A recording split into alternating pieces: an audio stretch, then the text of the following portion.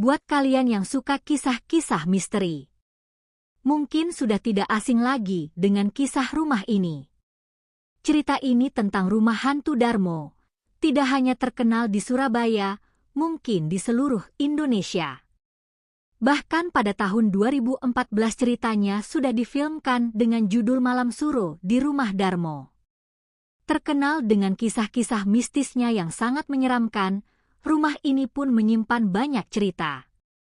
Rumah yang tidak terawat ini dan yang pasti sudah tidak layak huni. Salah satu kisah mistis di rumah ini. Pemilik rumah ini melakukan pesugihan atau perjanjian dengan setan. Dalam prosesnya mereka mendapatkan rumah, perhiasan, dan benda mewah lainnya. Dengan melakukan pesugihan dan perjanjian kepada setan, dengan cara si pemilik rumah ini harus memberikan tumbal kepada setan. Tumbalnya sendiri harus berupa manusia dan tidak bisa diganti dengan hewan. Suatu hari keluarga tersebut berbuat curang dengan cara tidak memberikan tumbal dan sesajen. Dan keluarga ini berniat kabur melalui laut dengan cara memakai kapal pribadi mereka. Tapi sayangnya kapal yang mereka tumpangi tenggelam. Dan keluarga itu semuanya tewas tenggelam. Hingga sekarang tidak diketahui penyebab kecelakaan itu. Entah pengaruh setan, balas dendamnya setan, atau kesalahan teknis. Dan ternyata pembantu sama babysitternya tidak diajak kabur, beruntung mereka tidak ikut tenggelam.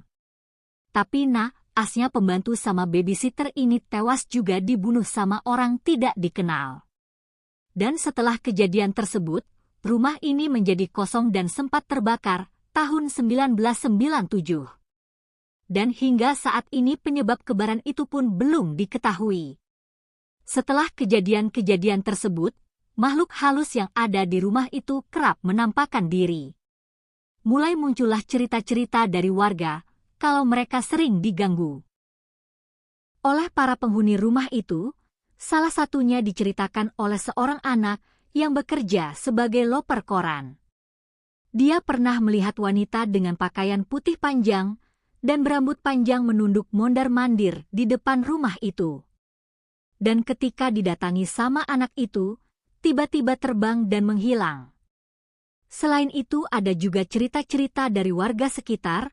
Mereka sering mendengar tangisan dan teriakan wanita minta tolong di malam hari yang bersumber dari rumah itu.